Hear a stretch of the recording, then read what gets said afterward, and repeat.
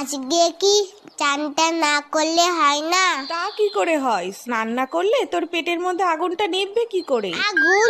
কোথায় আগুন? ওই তো দেখ না, তুই ফু কর, দেখবি মুখ দিয়ে ধোয়া বেরোচ্ছে। সত্যি সত্যি? হ্যাঁ তো, যা আয়নায় গিয়ে দেখ।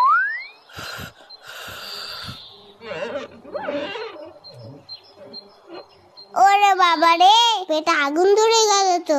শিগগিরই যাই, চানটা করে নি। ও মা, গরম জল দাও তো, স্নানটা করে নি।